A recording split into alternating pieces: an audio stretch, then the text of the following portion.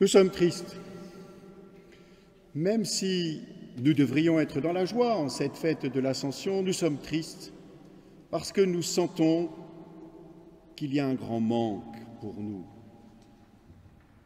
Le manque, c'est que l'Église puisse être enfin rassemblée. Si vous souffrez de ne pas pouvoir vivre l'Eucharistie, je peux vous dire que comme évêque, je souffre de me retrouver tout seul dans cette cathédrale. Parce que ce qui fait la richesse de l'Église, c'est bien le fait d'être rassemblé. Le mot « Église », d'ailleurs, signifie ceux qui sont rassemblés, ceux qui sont convoqués, appelés. Mais nous savons aussi que si nous souffrons de ne pas pouvoir vivre physiquement ce rassemblement, nous sommes en capacité de le vivre dans la charité spirituelle. Je suis épaté par tout ce qui a été manifesté durant ces 2 mois où nous étions confinés à la maison pour vivre une vraie charité et nous soutenir les uns les autres.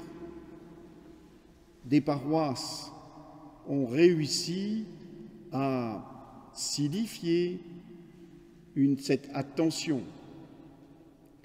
Dans le nord comme dans le sud de notre département, des initiatives ont été prises de chaînes de solidarité, de téléphones, d'attention les uns aux autres, qui voulaient marquer cette communion ecclésiale.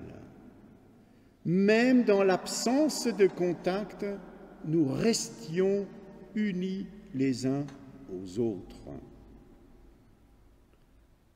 Nous ne devons pas oublier que la raison de cette absence de contact est une raison grave.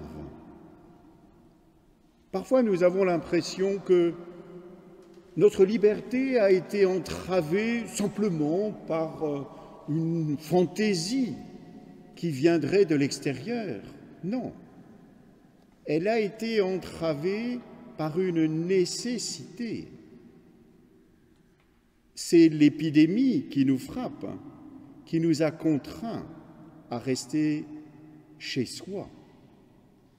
Quand certains parmi nous ont été obligés, eux, de sortir pour être confrontés directement à cette épidémie.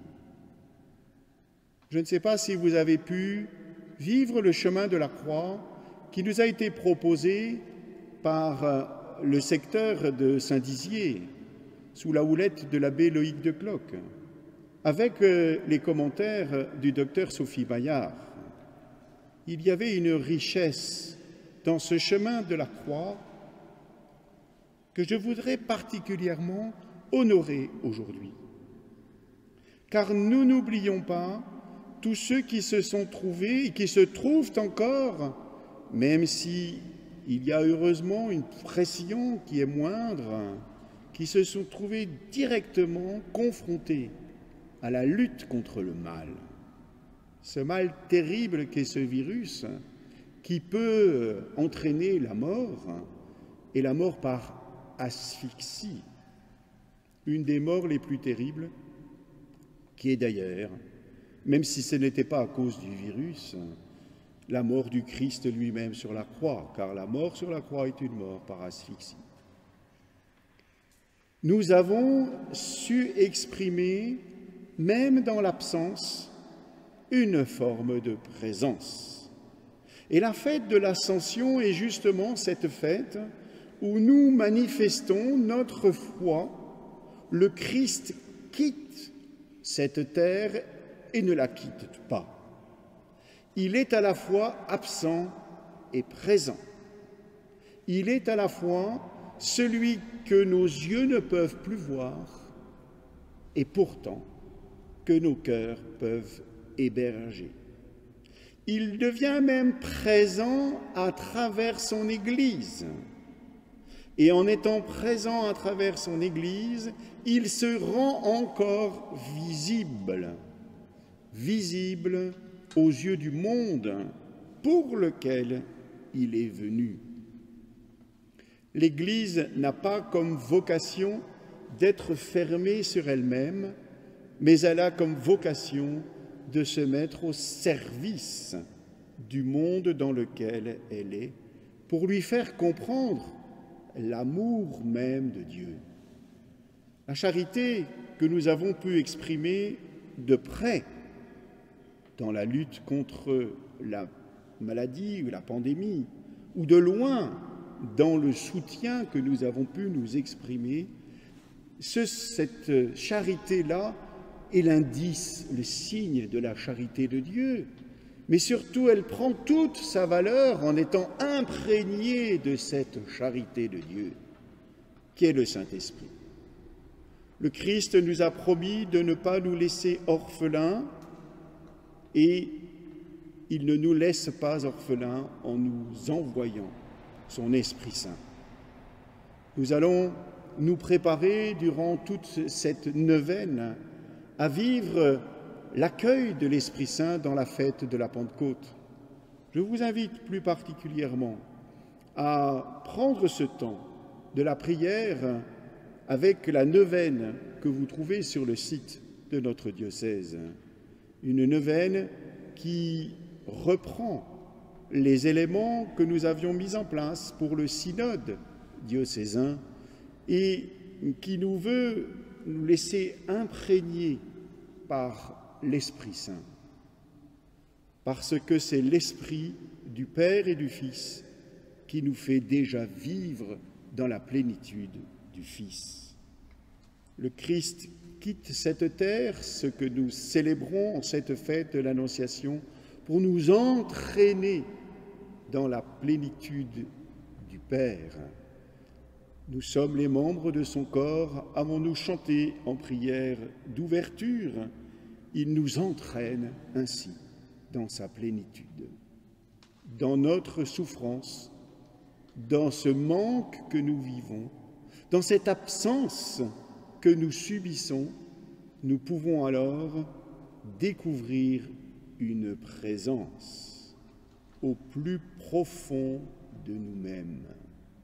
Saint Augustin disait dans ses célèbres confessions « Je t'ai cherché au dehors et tu étais au-dedans de moi.